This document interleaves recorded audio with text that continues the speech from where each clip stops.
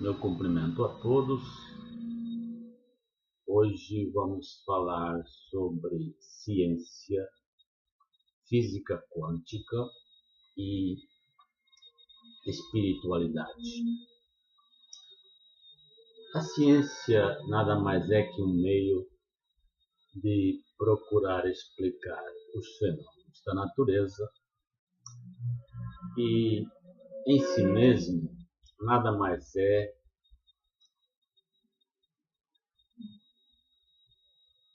em si mesma ela não pode ser um fim, mas apenas um meio que, de algum modo, fornece explicações para os vários mistérios com que nos defrontamos ao longo da história. O homem, desde que se entende como ser humano, sempre teve como uma das suas preocupações principais entender o meio que o rodeia, entender sua própria origem e descobrir seu futuro. A ciência, assim, evolui de acordo com a evolução da humanidade. Ela é o reflexo do conhecimento e da sabedoria para cada estágio de nossa evolução como seres humanos. Em épocas passadas, em que a humanidade vivia momentos de maior espiritualidade, ciência e religião, ciência e espiritualidade caminhavam juntos, faziam parte de um mesmo tema, se completavam, porque eram entendidos como partes constituintes do saber total, daquele saber que deve englobar matéria e espírito e que tem como modelo o cosmos em sua harmonia e eternidade, justiça e bondade. Esses itens constituíam o homem em sua unidade. O homem é matéria e o homem é espírito. E o que nos distingue como singularidade superior a todos os outros seres existentes em nosso planeta. Em menos de um século e meio, uma evolução científica sem precedentes na história da humanidade vai acontecer na Europa. Podemos localizar esse período desde a data da publicação da obra de Copérnico sobre a revolução dos orbes celestes em 1543 até os principais matemática de Newton em 1687, passando pelos princípios da filosofia de Descartes em 1644 e pela publicação das teses de Galileu, Diálogos sobre os dois sistemas de mundo, em 1632. São essas 4 datas que marcam uma reviravolta na história do pensamento e pode ser considerado o começo do que se chama a ciência moderna. A ideia de cosmos eterno e imutável, tão essencial aos antigos, deixou de existir como modelo a ser imitado.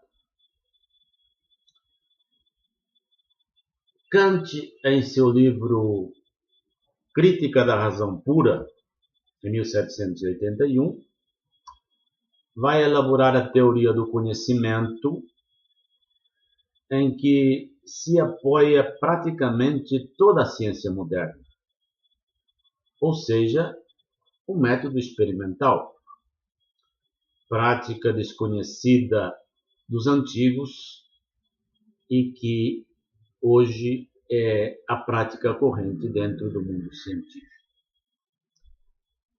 Esse método se baseia no princípio da causalidade, segundo o qual todo o efeito possui uma causa, ou seja, todo fenômeno deve poder ser explicado racionalmente, encontrar sua razão de ser. A ciência vai então se definir como um trabalho de associação, ou, como Kant diz, de síntese. Saber como se elaboram as leis que estabelecem associações correntes e esclarecedoras entre fenômenos dos quais a ordenação não é mais dada conforme as cosmologias antigas, mas deve ser introduzida por nós. O homem se torna, assim, a origem do conhecimento. A razão pura se torna o Senhor absoluto, de onde emana todo o saber.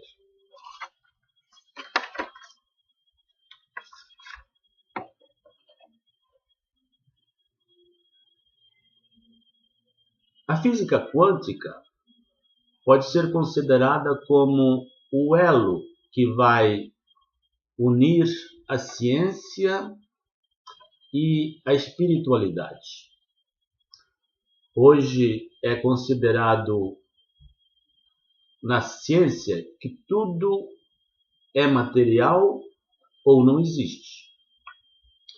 A física quântica se preocupa em definir o que é matéria. Vai entrar no estudo das partículas elementares, subatômicas, para tentar desvendar a origem de todas as coisas.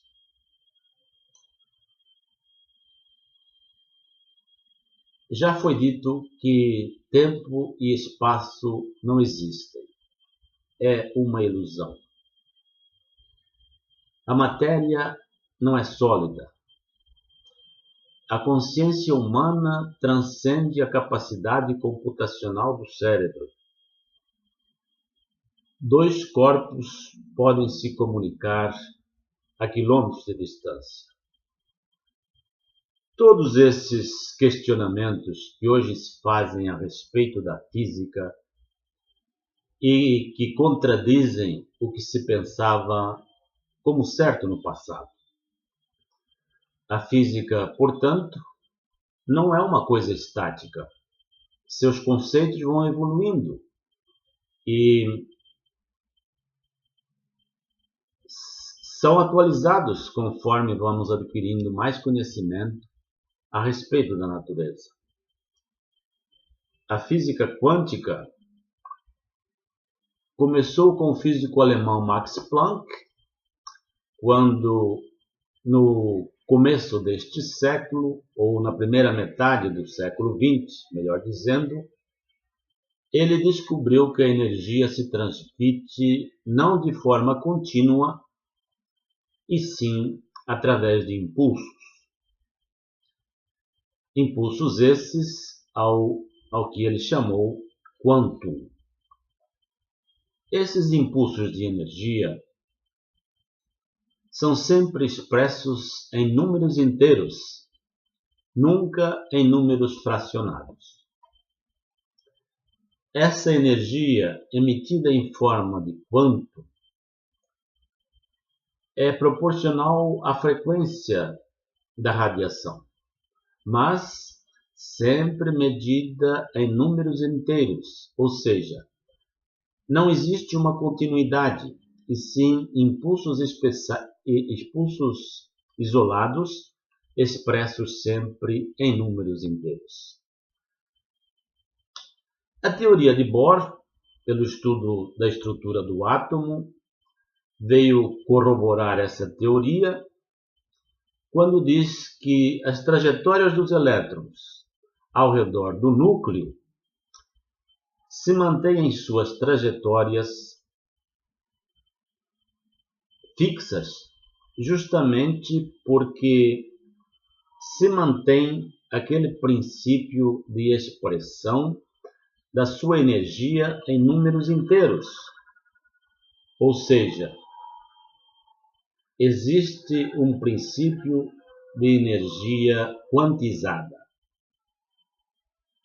Assim, um elétron passa de uma órbita para outra quando ganha ou perde uma unidade inteira da sua energia, o quantum, quando então ele se transmuda instantaneamente de uma órbita para outra.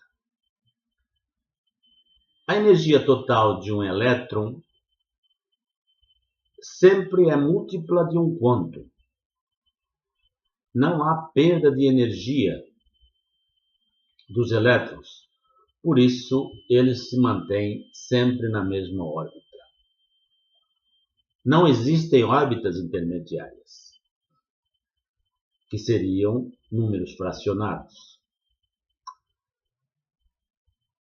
Através do experimento da fenda múltipla, foi verificado que o elétron se apresenta tanto em estado de partículas como em estado de ondas, e isso simultaneamente.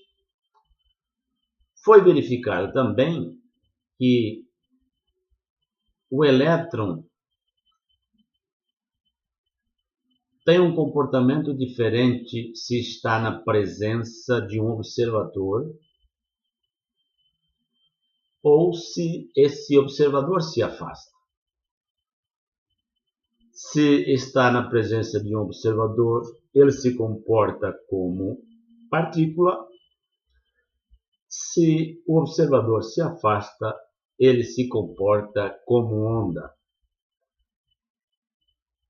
Em vista disto, foi postulado que toda matéria, qualquer partícula do universo, tem como natureza intrínseca a dualidade partícula-onda, ou seja,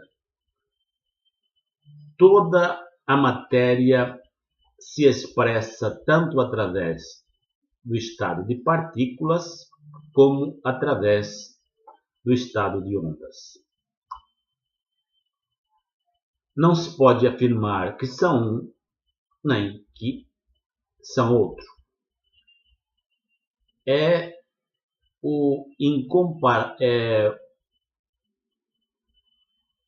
a inconcebível diferença e semelhanças simultâneas. Um paradoxo tão antigo quanto a sabedoria humana pode atingir no passado. Essa ideia vem da cultura Veda, a cultura mãe de toda a nossa civilização. E é esse paradoxo da inconcebível diferença e semelhança simultâneas que a física quântica tenta desvendar. Mas esse não é um princípio, esse paradoxo não é uma coisa para se desvendar. Esse é um paradoxo para a gente analisar, para a gente presenciar, para a gente aceitar como um princípio divino. esse paradoxo é um paradoxo que vai além da compreensão humana. É uma linguagem que o Ser Supremo encontra para justificar a nossa existência na Terra.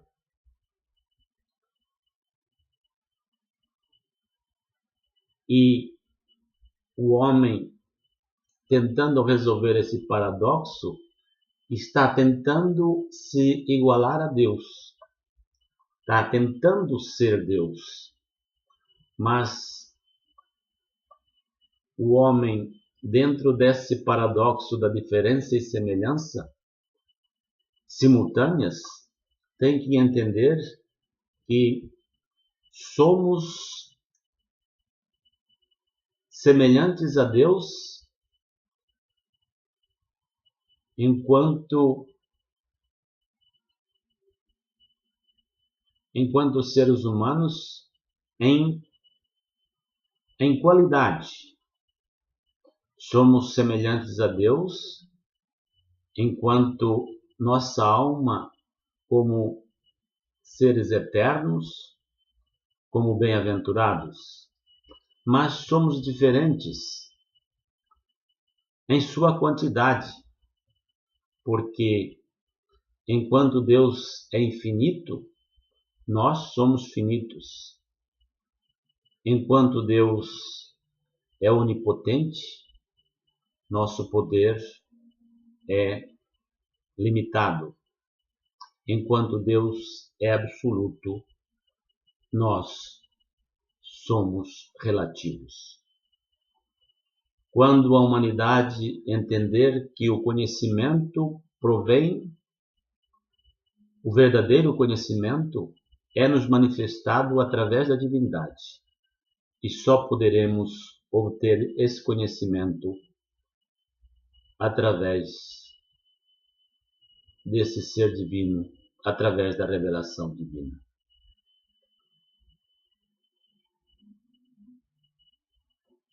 Era isso que tinha a falar. Espero ter esclarecido alguns pontos e até uma próxima, se Deus quiser.